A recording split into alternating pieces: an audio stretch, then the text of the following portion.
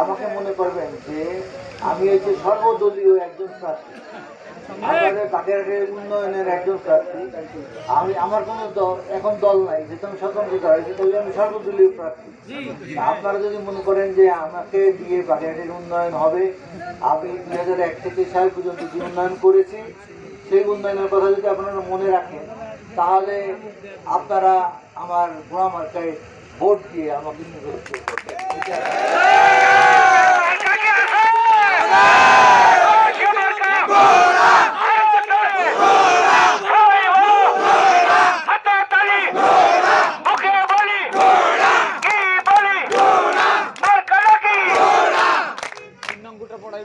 আমি আপনাদের কাছে আরেকটা কথা বলতে চাই। ধরেন আমাদের গ্রামে, এই কান্দাপাড়া গ্রামে, এই জায়গায়ও গ্রুপিং আছে। ধরেন এক ফ্যামিলির সাথে ঝামেলা আছে, রাজনৈতিক ঝামেলা আছে, কিন্তু আমি কোনো রাজনৈতিক দল থেকে দাঁড়াইনি। আমি আপনাদের সন্তান, আমি মানে সর্বদলীয় প্রার্থী। এই জায়গায় কারো ব্যক্তিগত গোলমালে বা ব্যক্তিগত রেশারেশিতে, ব্যক্তিগত পলিটিক্সের জন্য যাতে আপনারা আমাকে অন্তত এই ইউনিয়নের আমি চিন্তা করি যে এই ইউনিয়নের অন্তত 95% ভোট আমার পাওয়া উচিত। কাজে অন্তত আমার এই ইউনিয়নে কোনো অবস্থাতে যাতে অন্য কোনো প্রার্থী ভোট না পায়, এদিকে দৃষ্টি রাখবেন আপনারা। বা কেউ এসে ধানের শীষের প্রার্থী চোখ রাঙাবে যে 12 তারিখে 13 তারিখ দেখায় দিব, কেউ দেখানো নাই। আমরা তার সৈরার শাসন চলে গেছে, এখন গণতন্ত্রের শাসন আসছে, এখন কি দেখাবে? আর আমরা নদীর উপরের লোক যদি এক না হইতে পারি, যারা দেখাইতে আইছে তাদের বলবে যে তোমরা যে প্রার্থীর কথা নিয়ে আসছো, এই লোক কি বাগেরহাটি কেউ চেনে?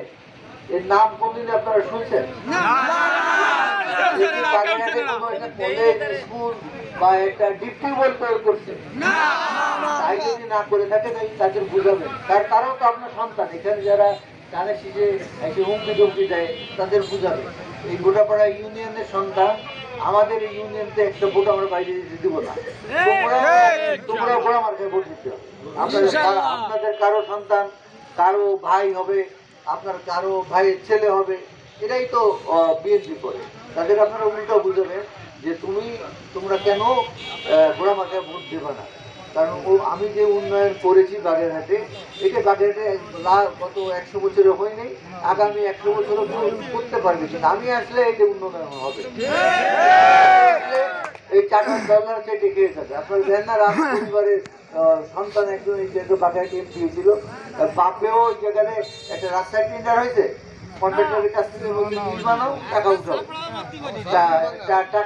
টাকা উঠে প্রথম ওই তাদের পিএস পাঠায় ওই করতো, বাপে একবার টাকা নিত, ছেলে একবার টাকা নিত, আর কন্ট্রাক্টর 10% দিত। তাহলে রাস্তার কাজ হবে কি করে? বাগেরহাটের রাস্তায় কি আপনারা রিক্সায় চড়তে পারেন? আমি একটা সুন্দর বেড়িবাঁধ রাস্তা করে দিয়েছি, তার মধ্যে দেখেন তাদের হিংসা। রাস্তার মাঝখানে কোন ফুটপাথ হয়, রাস্তার ভিতরের মধ্যে ফুটপাথ দিয়েছে। এরা যদি কাঁচা জায়গায় করতো তাহলে কিন্তু রাস্তাটা চড়া থাকতো, কিন্তু ওটাতে ওদের হিংসা ছিল যে এই এত সুন্দর রাস্তা করে দিয়েছে, এত চওড়া রাস্তা, এটি থাকলে সেলিম সাহেবের বেশি নাম হবে।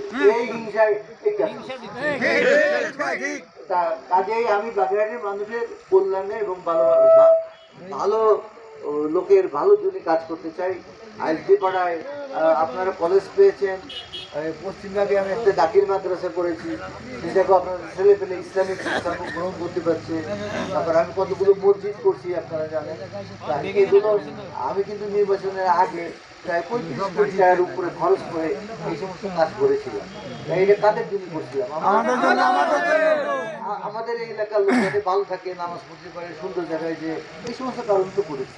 আমি হিন্দু ভাইদের জন্য কিন্তু মন্দিরের উপরে কাজে আমার মনের মধ্যেই ওইরকম নাই যে হিন্দু মুসলমান আমরা আল্লাহ আল্লাহ দেখতে হবে। আপনাদের এখানেও অনেক সন্ত্রাসী আছে না, যে চাঁদা তোলে আমাদের গ্রামে মোড়ে। সেদিন তো আমি জিজ্ঞেস করি, দোকানদার আমার বলতে চাই না, সন্ত্রাসী আছে। আমি কয়টার মধ্যে ধরছিল, তারপরে বোধহয় আমার ছোটো ভাই রব যে ছাড়াই নিয়ে এসছে, কেন ছাড়াই নিয়ে এসছে আমি তার সাথে ফোন দেখা হয়নি, কারণ আমি প্রতিদিনই প্রচারের কাজে ব্যস্ত থাকি। হ্যাঁ, আমাদের মোড়েও চাঁদাবাজি হয়, ওই মুখ খাইটের মোড়ে, আমি জানি আপনাদের এখানেও হয়। তারপরে আপনার ইয়েতে গেট দখল করা, জমি দখল করা, মাসি বাড়ি দখল করে নেওয়া দলের নাম দিয়ে, এই সমস্ত আমার সময় 2001 থেকে 6 পর্যন্ত কি কেউ দেখছেন কখনো?